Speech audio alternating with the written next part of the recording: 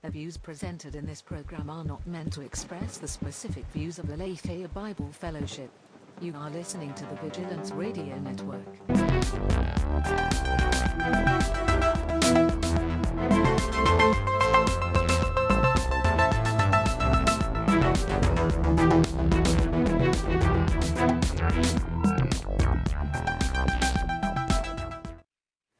All right. Hello, everyone. Welcome to a special edition of Culture Insanity during a crazy time. So we're all quarantined. We're all held up in our homes, and so our Vigilance Radio Network thought it'd be a good idea to start giving you guys something to watch other than the latest stand-up special on Netflix or whatever Disney Plus is throwing up because people can't go to the movie theaters, which is awesome, by the way. Yeah. Although it's still $20 to watch for a movie, like a new movie. For a new movie, they're like putting movies out immediately, but it's $20. But I mean, it's a reasonable price if you consider that the price of 2 tickets is less than $20. It's not a reasonable price if you have a Regal Unlimited pass. Well, thankfully Regal Unlimited suspended their payments, so. Yeah.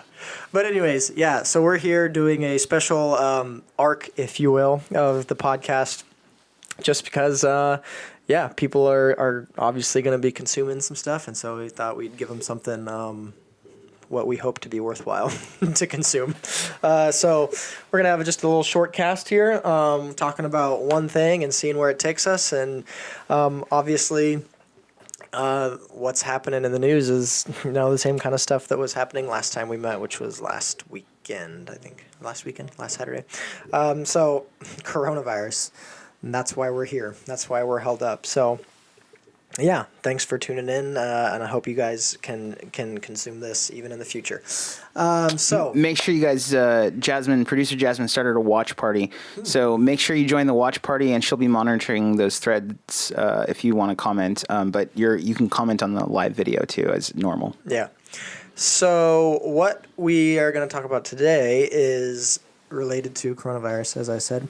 So Evangeline Lilly, who you might know as Kate from Lost, for those of you that were watching TV circa 2006 or something. Yeah. Or she's the Wasp in Ant-Man and the Wasp. What else is she in? Mm-hmm. She's one of the elves, right? Oh, yeah. In the Hobbit trilogy. Mm-hmm. Yeah, she's really cool. Anyway, so she was in the news because of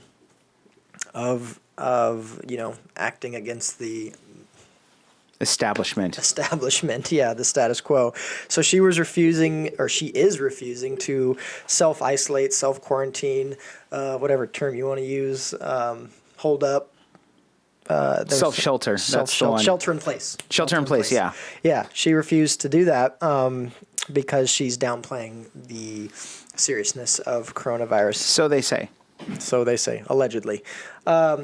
So yeah, she tweeted something or posted something that she was, on her way to drop her kids off at gymnastics class or something like that.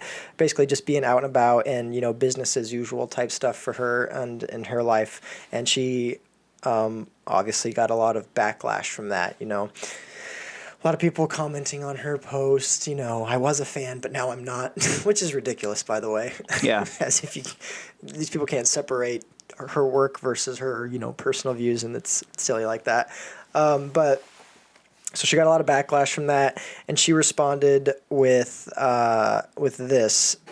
She said, "There's something every election year," implying that this is all tied to some sort of ploy by this side or that side to gain or lose, support.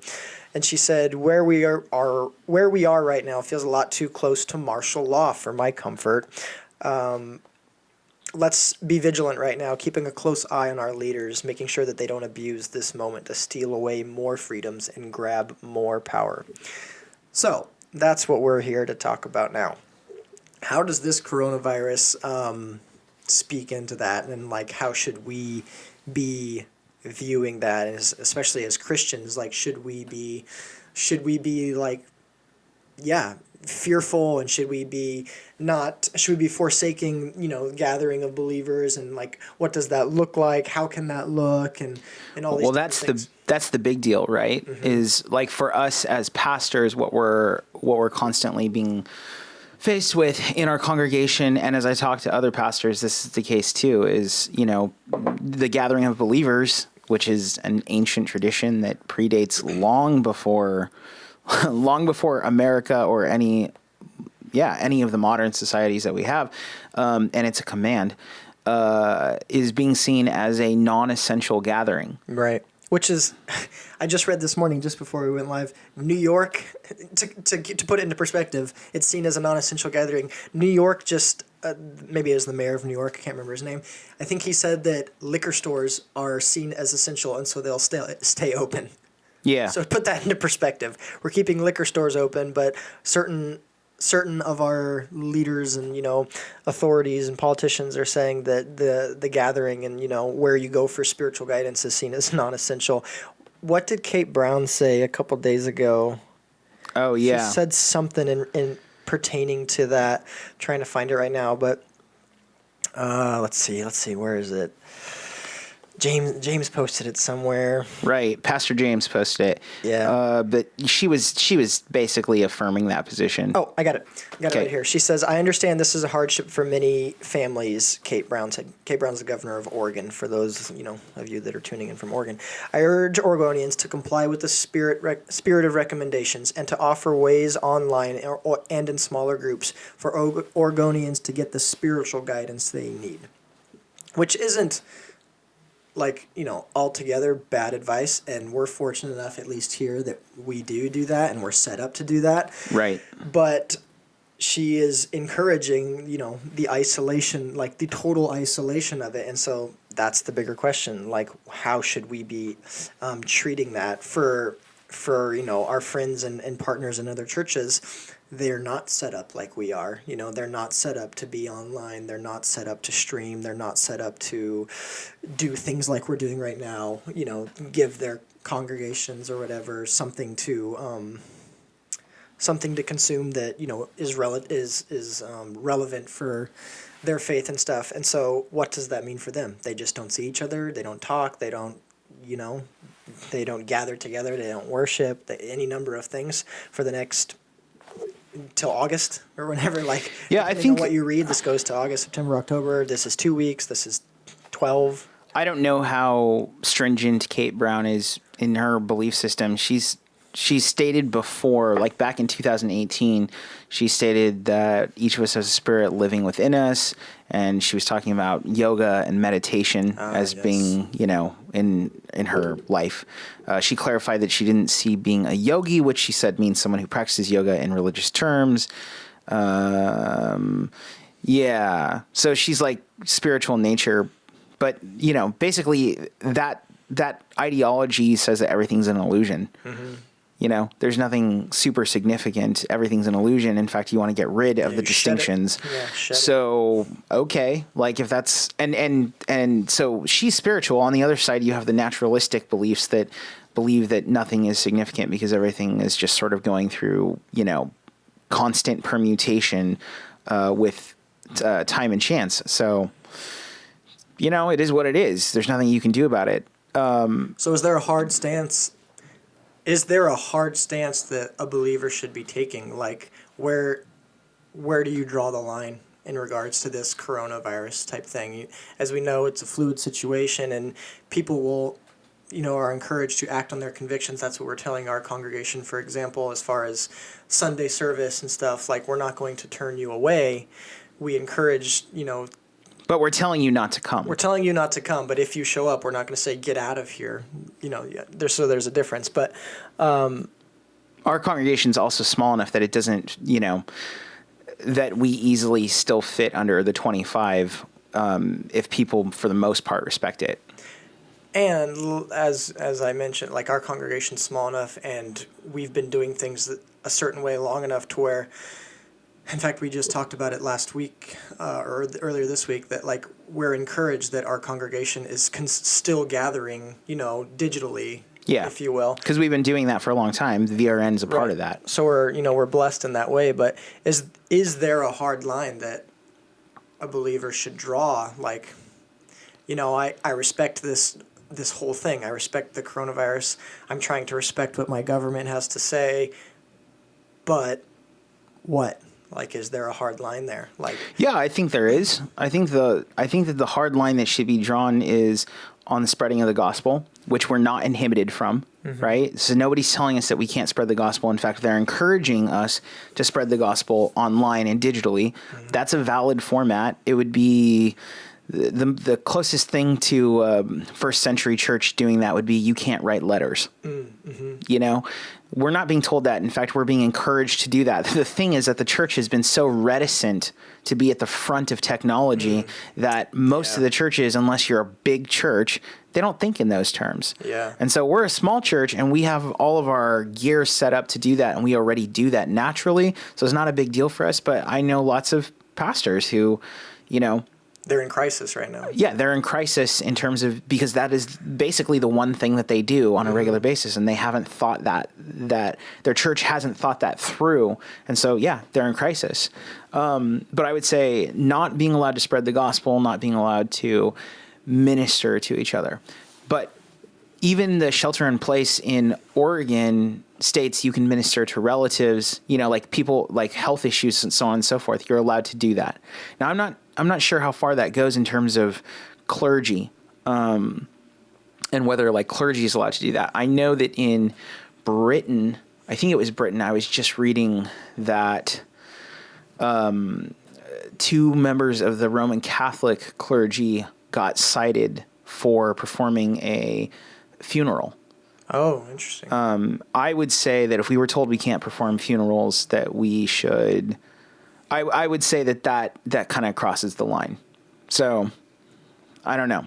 But what I can tell you is we're not there yet. Yeah.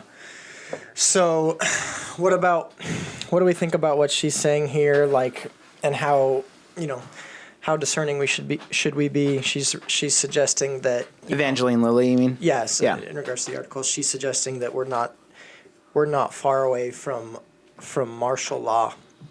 Which, for those of you who don't know what martial law is the imposing of military might in regards to, an emergency of some kind. And it specifically, takes away certain liberties and freedoms that we have as people, as Americans. And so kind of hits it right on the nose, like, we're in a temporary emergency crisis with this coronavirus pandemic. Recently, I think it was yesterday or the day before, something, our government, roped in a couple thousand National Guard troops to aid in the spread of coronavirus.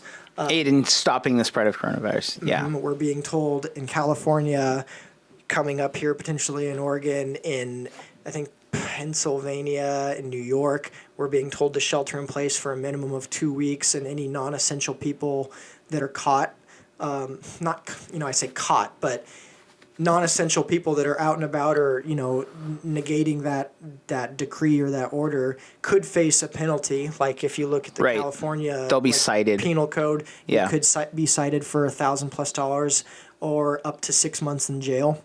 Right. So there's a penalty attached to it, like for disobeying like a direct decree from your authorities. Yeah. So, people that, are being discerning would say, and realistic, I guess, would be like, yeah, that kind of does sound a lot like martial law. Like, how far will this go, though, is the thing. Like, and I'm really I'm really hesitant to be, to push the fear mongering, and I don't like it. So I take it in and I keep an eye on it, but I don't know. What are your thoughts? And I'll get Pastor Monte on the phone here because I know he'll have something to say about this. I got 3 things to say. I posted a link into the stream for Martial Law, the TV show starring Sammo Hung. You should check it out. 1998 to 2000. Check that out. Secondly, the the line that, just to finish the discussion from earlier, the line that I would say needs to be drawn is in the spreading of the gospel and then in the ministering to people. So like if there's people who are sick and so on and so forth, we should be ministering to those people, and those things should continue. And if we're told that we can't, then what are we saving ourselves for? Yeah. So there's that. In other words, like, what's the point of the way we live if we can't do those two things? Those two things are like foundational for our faith and how we live after we accept Christ. So so we're told stop. So those two things, I would say, we need to be able to take care of people, and we need to be able to share our faith. When those don't work, then we're gonna need to be thinking differently. Although I will say that there is places in Scripture that talk specifically about quarantining. There are. Like someone with leprosy. Like with leprosy. You get them out. Yeah. But the pastors in specific are called, for instance, to go to the sick, right? So there's an idea there that the sick are not in the place with the congregation. Yeah. And Jesus himself reached out, to the lepers and so on and so forth, right? Yeah. So in a lot of our social services, they come from that mentality where nobody else would go in and minister to people. The Christians would. The thing in this wording of these, mandates from, our governor or another governor, it's so probably intentionally vague. It's great euphemisms. But when they say essential this or essential that, that's 100% relative. Well, I love shelter in place. I mean, it's quarantine. Yeah. But they're calling it shelter in place, and it sounds nicer. I love the wordsmithing of it. Oh yeah, it's fun. It's to the other day I was prevent more hysteria, which let's not kid ourselves. We're past the point of hysteria. Right. The other day I was listening to Trump. Control. Trump was talking, and he was talking about this time period, and he was talking about how social distancing. He made a quip about social distancing as this new term, and it's tremendous term or whatever. Tremendous. But but he was talking about this new term, and then he was talking about how there's these new phrases that keep popping up, useful terms, very useful. That's hilarious. But then he was saying that he doesn't know if he came up with the term fake news, but he wishes that he hadn't, and he's pretty sure he did. You certainly made it popular. Certainly put it on the map. But anyway, sorry. At the third point, what was the third point? Oh, Evangeline Lilly. Yeah, back to the actual topic. The martial law thing. I'm going to get Pastor. You're getting Pastor Dad. Okay, Pastor Monte. So, but Evangeline Lilly, I think she makes a decent point. I think our eyes do need to be open. I think we're in danger of being Palpatined. Interesting. Hey, Pastor, how are you? I'm good. So you've been tuning in, yeah? Oh yeah. So martial law. Well, this actress here suggests that we're a step away from it, or we're walking right up to that line in regards to how we're treating this whole thing. What would you say in regards to this martial law and how it relates to how we should be discerning as believers and as Americans? Well, first of all, I sent a comment in regarding martial law that on the video. On the chat, he said, willing to bet she has never actually lived under martial law. I have. She doesn't know what she's talking about. Maybe have grandparents or something. But yeah, that's essentially it. She. I doubt seriously she's actually lived under martial law. It's very interesting. But martial law has taken weird forms, right? And it's hidden. It's been hidden under the guise of different things over the decades and centuries. Would you agree? Well, okay. Let's put it in context. Martial law is a legal terminology that ascribes to the government in power the ability to utilize the military in order to control what happens and doesn't happen in regard to the citizenry. So it is specifically, and by the way, it is inside of our Constitution that the government can institute martial law if the Republic is in jeopardy. And this is what happened when President Marcos of the Philippines instituted martial law. So I lived in the Philippines as a missionary during the time that martial law was in place. More importantly, my wife grew up under martial law in the Philippines. So I guess what I was saying was, like, in regards to martial law is hidden under the guise. When I said that, like, it's been not so overt, but so, like, maybe it's better if I just give an example. So, like, during World War II, FDR, passed a whatever that we can basically search out and detain any Japanese American in fear that they could be, a traitor to their country or something. Is that accurate? Like, we detained a lot of Japanese Americans? No, that's not martial law. That's a whole different thing, and he wasn't challenged legally, but he was in violation of the Constitution when he made that action. So it's not technically martial law, but that's not what's being. I think the spirit of what Evangeline Lilly is saying is that a totalitarian government system is that we're in danger of a totalitarian government, taking control. What she's doing, Josh, in my opinion, what she's doing is she's exhibiting the two key elements that millennials exist. She's not a millennial, for the record. Well, but she's exhibiting those things nonetheless. She's like 41. Arrogance and ignorance. Why? I don't understand. Why do you say that? Yeah. Why do you assume there's a certain irony to saying arrogance and ignorance about another person's position that you don't really know why they have that? Well, because she hasn't lived under martial law. And she doesn't understand, first of all, the terminology she's throwing around. But that's not the point. From that point, that's ignorance. No, that's not the point. The point, when you're talking about martial law, is that a totalitarian government is able to rise up out of a free-thinking government. And that is what that would be. We are not a totalitarian government. That's the point. We're not even close to it. But that's the point. The point is that we're not a totalitarian government, and she's concerned that that's what could happen. What happens under martial law, Josh? You're caring about the term martial law. Military. You're talking about the term martial law. That's forget the definitional term of martial law. Any point where the government has unilateral control is martial law. So whether you have a dictator that the term isn't technically martial law, but it's still a dictator who has totalitarian control. It is in effect martial law. That's the point she's making. She's not saying technical martial law. She's talking about in effect, in actuality, it is the same outcome as if we had martial law. Mm-hmm. Okay, she's speaking out of ignorance.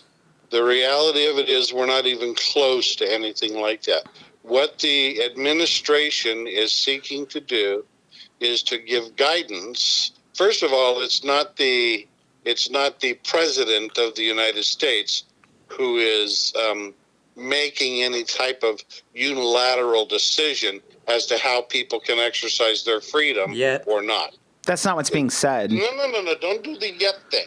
But that's not what's... Clearly, this is because of a misunderstanding of how it is that our government operates by many. No, that's not what's being said. That's not what's being said. When Julius Caesar became the supreme emperor of Rome, that power was given to him.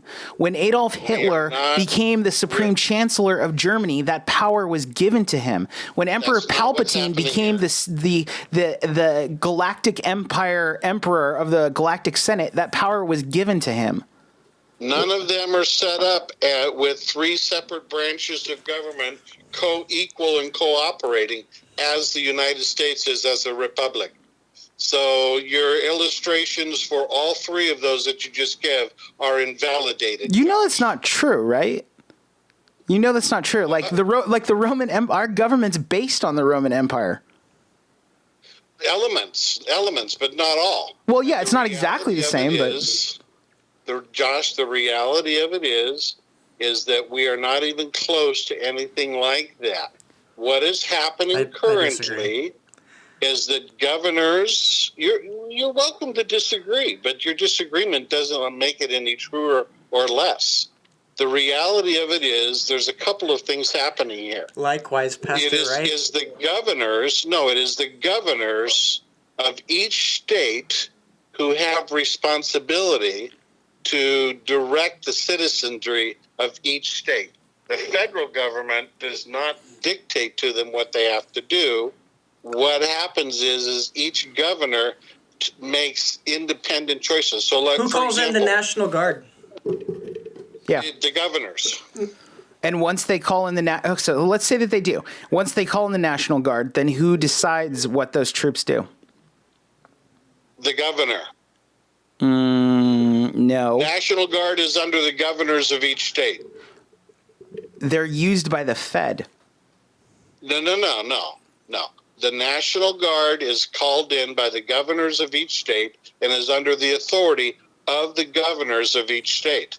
But in a time of crisis, disagreement between the local city municipality and the governors. We understand that there's... You have de Blasio in New York dictating that he wants people to do certain things. We understand that there's a difference between the federal and the state. That's not what's in question. And the governor, Cuomo, is saying, no, you can't do that. We understand that there's a difference between the federal and the state. What we're talking about is that under certain circumstances, the federal has the right to impose upon the state what it wants to. That's martial law. That's not even happening. The imposition but you would agree that's true, right? That assessment's true. That's what the Constitution allows. Okay, so good. So we can start there. So that Josh, what that is backed up by is military. I just looked it up.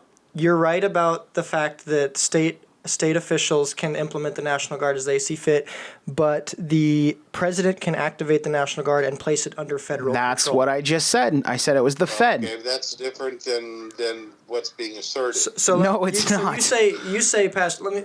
And I know you don't like the what ifs and the yets. It's truth time with Pastor Monte. I know what I'm. I know you. This isn't truth time. This is culture insanity. I know you don't like the what ifs and the yets, but you also would agree that it's important to be discerning and to keep a close eye on things. Correct. So let me give you a hypothetical. We're not even close. So when you say we're not even close, asserted by this woman, I don't even know how you could say that. So here's a realistic scenario. Here's how I can say. Hold on. I'm talking. Hold on, please. Here's a realistic scenario. So the National Guard was called in to aid the spread of coronavirus.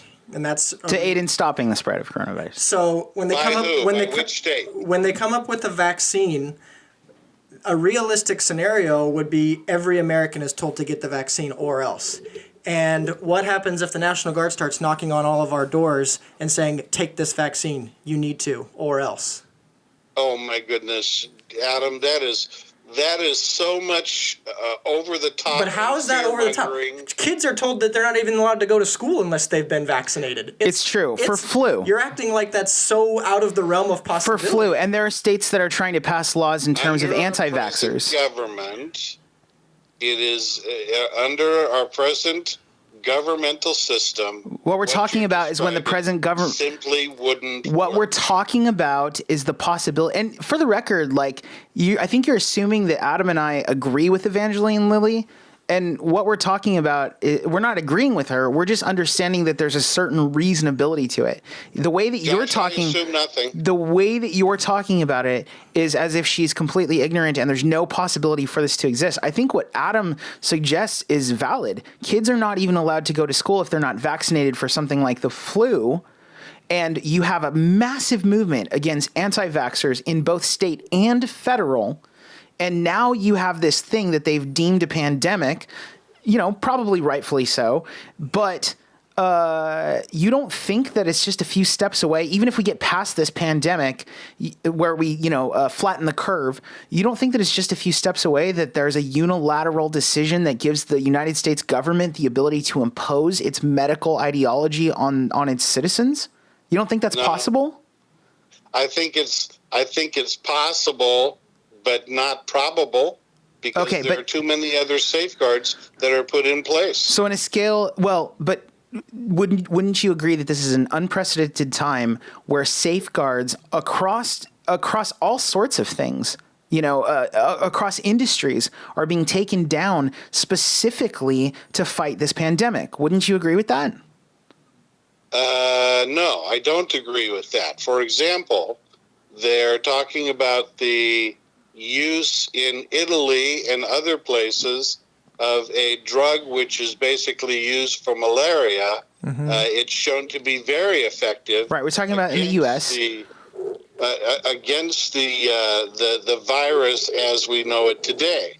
But the medical people here, the FDA, which controls how drugs are used in the United States, there's no way to ensure that that's true, because there are not protocols set up under. You're talking specifically about one subject, and I'm saying that across the board, there's all sorts of safeguards that they've lifted to make it so that we can mobilize as a country. They talk about it every day. They talk about it. Context, Josh. Context. I also don't put a lot of faith in the FDA to begin with, because the FDA allows a lot of things to be unlisted. When these companies are making whatever they're making, whether it be food or I don't understand. What do you mean context? Well, if you've lived in other countries and spent any time abroad, listen. All of us in this room have spent time abroad. Skepticism. I fully understand your skepticism, but there's always elements of our government from the top down. So federal, state, federal, county, or county, city. There are elements of our governments that clearly need improvement. I'm not saying it's perfect, but I guarantee you, having lived in other countries, actually not visited, but lived in other countries, the reality of it is we have more safeguards in place to make sure that the government is not tyrannical than any other country that I can think of currently. So first of all, you're instituting what we call a logical fallacy there. The fact that you have lived in other countries versus experienced other countries in a meaningful way is both arbitrary to your experience, and it doesn't change the facts. So first of all, let's leave your experience. Science ramifications. Let's leave your experience out of it. Let's leave your experience out of it, and let's just talk about the truth of the situation. That the government has said. Into it as well. What does that have to do with it? That doesn't have anything to do with it. Again, your education has nothing to do with the facts. All sorts of people have all sorts of people have all sorts of degrees. It doesn't mean that they know things. What you're describing are not facts. They're assertions. No, they are facts. The government has repeatedly worked to get measures out of the way so that they can work more effectively during this time. True or not true? Not arbitrarily and across the board. Not true. How can you say that? The government is saying that. They literally every day they have a press conference where they say that. Trump talks about how he's made tremendous efforts to get past these things. What they've actually said, Josh, is under certain provisions which have been granted by Congress, certain individuals, being the president, has the right to waive regulations which would stand by in the way in an emergency situation. Okay, so to be clear, what you're saying is to be clear. For example, let me finish my example so we're clear. The FDA states that a drug cannot be used until it's been approved by the FDA, except for a finite reason. The protocol then to use this malaria drug for something other than malaria, to use it for the current virus, that the protocol has been waived for that, so that doctors can begin to use it and see whether or not it's going to help people that are in dire need. Right. Okay. So now that you've said all that, to be clear, you're saying that the government, through rightful channels, has waived many protocols that have allowed them, within their authority nonetheless, but have allowed them recently to fight this pandemic the best way that they know how, correct? Yes. Okay, so that is exactly, so please listen, that is exactly the assertion that's being made. See, what we're saying is that You're a bunch of... You're making a broader assertion than is true. No. You literally just justified the position that we're saying. No, I don't think so. But let me just finish my clarification with this, Josh. First of all, we're not even close to a martial law. We're not close to a technical martial law, but it is far more within the realm. It is far more within the realm of possibility than it has ever been in America. Well, the interesting thing about a government that allows its citizenry to cooperate voluntarily is that when you try to enforce upon people, now remember, keep in mind, Josh, that I was a civil law enforcement officer. Again, I don't really care about those things. I appreciate your experience. I don't think that it changes the facts of the situation. So let's just let the facts. You can't. When the government. Let's just let the facts of the situation stand on their own. Voluntarily comply, and you have to deal with people who will not comply. You have to have a mechanism to be able to make it so they don't voluntarily comply. To catch and deal with those people. So just to be clear, when the government allows people to voluntarily comply and they don't want to, then the government needs to impose a mechanism that makes it so they can't voluntarily comply. Correct? No. What the government does is it provides incentives for those who refuse to comply. Incentives. Now that's how I know that you are an experienced lawman. Incentives? You're even laughing about it. Well, when I would deal with people, Josh, that were upset because of the penalties and interest that were being attached to their non-compliance, I would point out to them that what we have here is we have an incentive. Right. So if you don't like the fact that you're have to deal with an incentive, then comply. Right. So basically, you're making a choice. So to be clear, you're saying that the government gives people the right to comply or not comply, but if the individual chooses to not comply, then they'll be forced to comply. No, they're given incentive where they have to choose which is better for them. Way to toe the company line. Which is what? Life is a series of choices. What are the choices then? Martial law, or more importantly, a totalitarian government, there is no choice. Yeah, there is. There's a choice to die. There's a choice to die for your freedom or to not. Yeah, there is a choice to die, live or die. That's correct. Okay, so isn't that the same choice that a policeman is giving a guy who's running away from him? Live or die? No, not necessarily. A guy who pulls a gun on a policeman? He can comply with the requests of the officer, put the gun down, get on the ground. Well, that's the same thing. And put his hands up. Well, when we say live and get down on the ground. But when we say live or die, what we're saying is live by my laws or die, or I'll kill you. So that's the same thing that, you don't have the right. You didn't have the right to do that as a tax officer, although there were certain people in your agency who certainly did, right? There's only one group that were allowed to carry. Cool. So there were certain people in your agency who actually did. So the point I'm making is it's not like I think you're euphemizing it, and I would be, I'm not. Okay. I mean, so as long as they don't say it's martial law, as long as they don't say that it's martial law, you'd be fine with it. So if they say that they're going to come into your home and they're going to check to make sure that you comply, that you are vaccinated. Hold on. They're going to check to make sure that you comply, that you're vaccinated with the coronavirus vaccine. And then they're going to say to you that if you don't choose to comply, then they will give you an incentive to comply. Which is you wouldn't call that a totalitarian regime? You are so far out on the. We're going in circles. We're going in circles, and clearly there's a disagreement. Under our current system of government. Sorry, this would never happen. Just to be clear, do you think that any?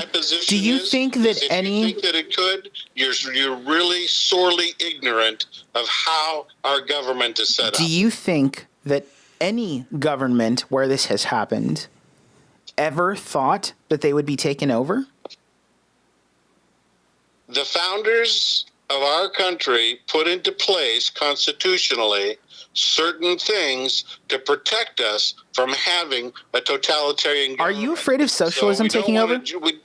We don't want to jump over to another deal. Are you afraid of socialism taking over? No, well, I'm not afraid of socialism. Are you concerned that socialism may take over? And understand the consequences better than probably 98% of the population. Sweet. But are you concerned that socialism may take over?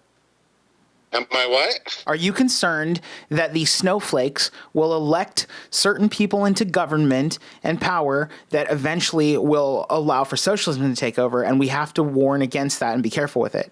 Are you concerned about that? I believe that if certain individuals got into power, that over a 40 to 50 years with no corrective steps, then yes, things could erode towards socialism, and it would destroy the Republic of the United States. Yes. Okay. I'm aware of that. Okay. I'm also aware of the safeguards in place and understand the corrections that were put into place by the founders of this country. So it would be prudent for us to take into account the possibility that what is happening now, though far from an actual implementation of martial law, could create precedences that within the next several years, maybe even sooner because of the technology that's present, the way we spread information so quickly and so on and so forth, could turn into that very government that we don't want, right? It's possible that it could set precedents. Well, it's possible. As a theologian, my concern is to understand that some of the changes that we see taking place on a domestic but also an international front give way to an understanding that the God whom we love and serve is in control, and that he has already indicated in Scripture that certain things must take place. So I would be more concerned as a believer, I would be more concerned with the news that has just come out that both Russia and China are cozying up to each other. Sure.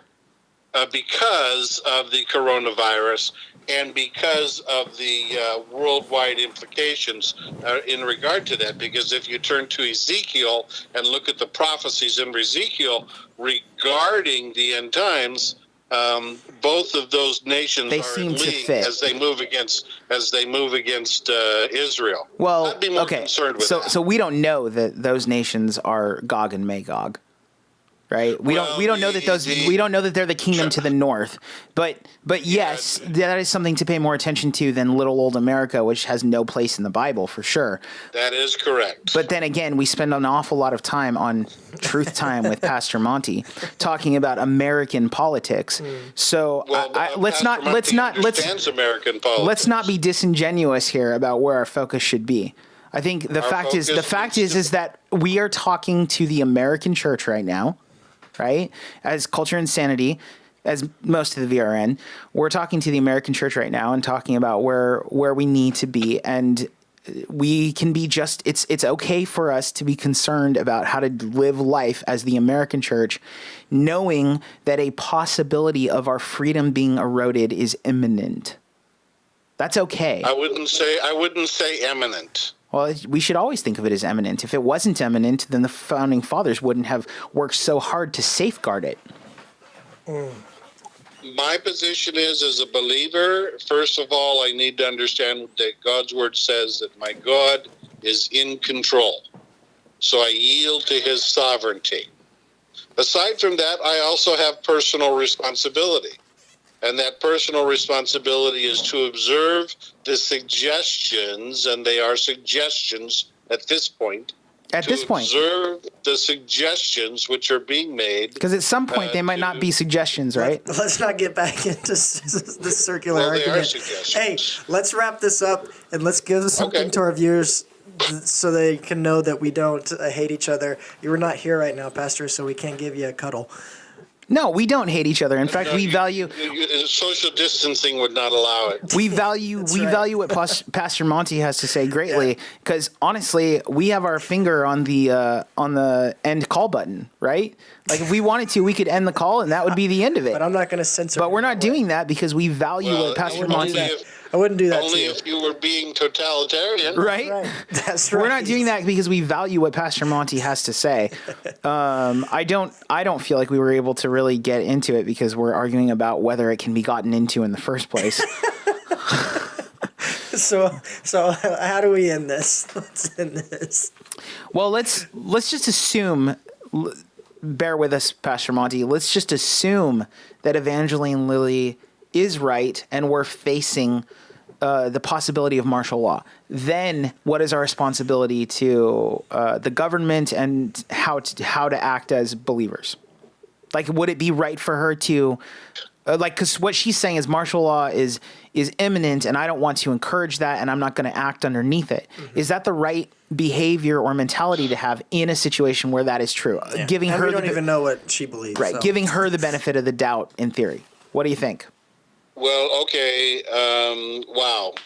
If you're going to force me into that position, well, that is for the record. Romans, the Apostle Paul gives guidance that we are to yield to those people who have been put into authority because God is the one who allows them to be in authority. Yeah, and that's a very important point to make, especially considering, and people don't think about this, but Romans wasn't written in an American, we're free sense. Romans was written in a martial law state. I mean, yeah, definitely. But Paul was a Roman citizen, but it was written to a church that was largely Jewish and largely under control of the Roman government. And there's a reason why the examples he gives are things like, if a Roman citizen wants or is it Jesus who said that? But anyway, if a centurion wants your coat, then you have to give it to them. Our responsibility as believers is to recognize the sovereignty of God. And because to recognize the sovereignty of God, we pray for those who are in authority and that God will be the one to guide them so that his will be done. Would you say to obey and to pray for those who are in authority? Is there a point where it's not appropriate to obey, where Romans 13 takes a back seat? What do you think? When the authorities go against the word of God. Or tell you to stop serving God or worshiping God. Right. Right. If a totalitarian government or a socialistic government that took over a democratic republic came into being and said that churches were no longer allowed to do this, then that would be an issue. It's just, I was thinking about it in terms of Kate Brown's statement a couple days ago when I don't have the wording in front of me anymore, but the way she's encouraging you or how she's encouraging the people to go, where to go for their spiritual guidance. I was just thinking about how a small change, like in her wording or whatever, could have been interpreted as where you go for your spiritual guidance isn't necessary, or or like seeking spiritual guidance, cease to speak spiritual guidance would be what we're talking about, Right. Like, so stop worshiping your God. That would be I would think like that. I think that's the whenever I listen to people like the young lady that you're discussing right now, or I listen to people like she's in her 40s. Or other people who have observed. Not everyone's 100. I don't listen to what they have to say. Or you do. Because I'm an intelligent, informed, thinking individual. Again, there's a certain irony. What they have to say, you just, take it with however much salt you want. There's a certain irony to saying that I don't listen to what they have to say because I'm informed. Yeah, they're not. Okay. Okay. Pastor, The irony is completely lost on you. We're going to end the episode. We appreciate you calling in, and I hope your leg's healing and you stay healthy. It is slowly getting better, yes. And a little plug: we're looking to see how we can get Truth Time back on the air, even though Pastor Monte can't be with us due to the coronavirus. Yeah, stinking virus. Thank you for allowing me to participate with you. I'm kidding. He doesn't have the coronavirus, guys. He can't move his leg. It's a bad joke right now. I know. All right, Pastor. Love you. See ya. See ya. Lord bless you too. Bye. Bye. What I was gonna say there at the end of that was just that I think that we're gonna see more of that regardless. I think that is going to be an outcome. Is that the churches that haven't figured out that they are the church outside of their building are going to sort of, I think people are going to realize that that's not how you got to do. That's the identity of the church is going to alter in this stage. And I think that concept of having religion but having no power in it that is talked about in the revelatory books in Scripture is going to be there because of it. It's like, you don't need the church. Like, you can find your spiritual guidance wherever. The church wasn't even able to help you during this time. Yeah, I was really thinking about, like I said, her statement and how it just a little switch and it could have been whoa, type of thing. Yeah. But all right, guys. Well, thanks for tuning in. Those of you that did, I hope that this reaches, more of you. And stay tuned for more content from the Vigilance Radio Network during this interesting time. But we're out for now. See ya. The views presented in this program are not meant to express the specific views of the Aletheia Bible Fellowship. You are listening to the Vigilance Radio Network.